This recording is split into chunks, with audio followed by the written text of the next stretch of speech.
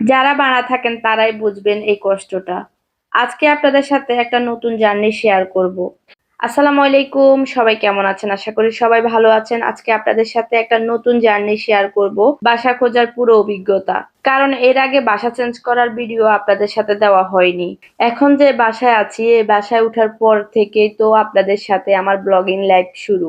এই বাসায় ওঠার প্রায় 1-2 বছর পর থেকে জার্নি শুরু হয়েছে। তাই আর সম্ভব হয়নি আপনাদের সাথে বাসা চেঞ্জ করার ভিডিও দেওয়া।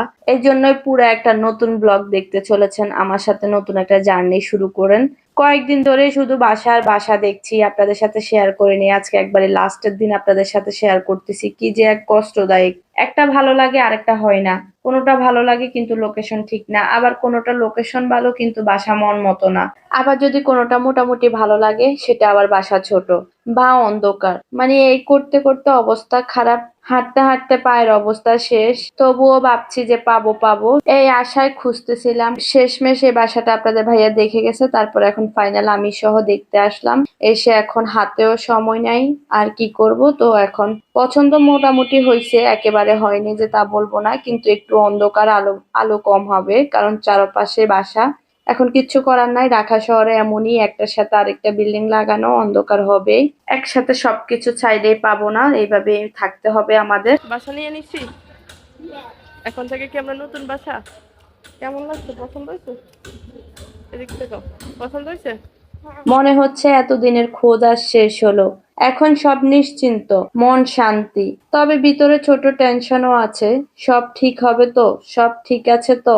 এই নিয়ে চিন্তা করতেছি আর কি। তো এই ভিডিওটা এর 2 দিন পরে আবার একটু বের হলাম। এবার টেলার্সে যাব, কিছু জামা কাপড় জমিয়ে রাখছিলাম, সেলাই করব করব করে হয়ে ওঠে নেই। তো এখন ভাবলাম একটু সেলাই করি, সামনে আবার ঈদ, আবার ঈদে জামা সেলাই করতে হবে, একসাথে অনেকগুলা হয়ে যাবে। তাই কিছুটা সেলাই করার জন্য আজকে দিব।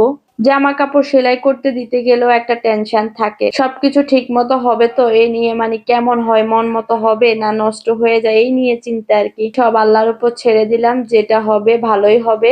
এই ব্লগটাতে কয়েকদিনের টুকটাক করে ভিডিও শেয়ার করা, একদিনের পুরো কোনো ব্লগ নেই, কারণ আজকে একটু কালকে একটু করে করে আপনাদের সাথে শেয়ার করতেছি। কারণ বাসা যেহেতু এখন অনেক কাজ, যেহেতু রোজা রেখে বাসা চেঞ্জ করা হচ্ছে, সারাদিন কাজ করতে হবে, অনেক কষ্ট। তাই একসাথে না করে একটু একটু করে গোছাচ্ছি। আবার এর উপরে আপনাদের ভাইয়া আগে বাসা চেঞ্জ করতে, সে কিন্তু শুক্রবার দিনগুলাতে ফ্রি থাকতো, বদ্ধ থাকতো, আবার মাঝে মধ্যে আবার নিজেও বদ্ধ নিত। কারণ বাসা চেঞ্জ করতে অনেক কাজ থাকে, আমি একা পারবো না, সে থেকে হেল্প করতো, বক্স করতো, সবকিছু করতো। আর এখন যেহেতু সে এখন বিজি হয়ে গেছে, সময় নেই, তাই দুপুরে একটু আসে খাওয়ার জন্য, তখন একটু একটু করে কাজ করে দিচ্ছে। আর সারাদিন সব আমাকেই যে করতে হবে, তাই আমাকে অল্প অল্প করে গোছাতে হচ্ছে। এই যে সে যেমন দুপুরবেলা আসছে ফ্রেশ হতে, এসে এখন আমাকে ফ্যান গুলা খুলে দিচ্ছে। এগুলা তো আমার খুলে নেওয়া সম্ভব না, ও আমাকে মানে যেগুলো আমি পারবো না সেগুলাই করতেছে, আর সবগুলো আমাকেই করতে হচ্ছে। অনেকদিন আগ থেকেই আস্তে আস্তে করে গোছানো শুরু করে দিয়েছি। সংসারের জিনিসপত্র তো কম না, আসলে যখন সংসার শুরু হয় তখন কয়েকটা জিনিস থাকে মাত্র।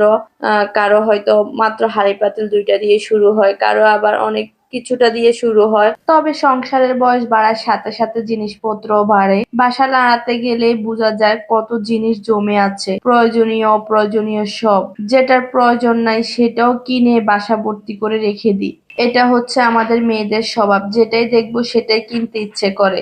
এটার প্রয়োজন থাক বা না থাক সেটা দেখার বিষয় না। যাই হোক, আর যেহেতু রোজা রেখে বাসা চেঞ্জ করা হবে, সারাদিনে কাজ করতে হবে, অনেক কষ্ট। তাই একসাথে না করে একটু একটু করে গুছাচ্ছি, কার্টুন করব, ব্যাগ করব। এই পুরো জার্নিটা আপনাদের সাথে শেয়ার করব, আশা করি ভালো লাগবে। আমার সাথেই থাকেন, দেখতে পারবেন। তো যাই হোক, এখন আগে এর আগের দিন ওই রুমের ফ্যানটা খুলে ফেলছে, এখন আজকে ডাইনিং রুমেরটা খুলে ফেলতেছে, যেহেতু গরম নাই এখন পর্যন্ত, তাই আগে ভাগে ফ্যান গুলা খুলে ফেলতেছে। বেডরুমেরটা আপাতত থাকবে, এগুলা সব ওয়াশে দিব। শীতের জামা কাপড়, সোয়েটার, এগুলা বাসায় ক্লিন করব, মানে একেবারে সবকিছু উলুট পালুট।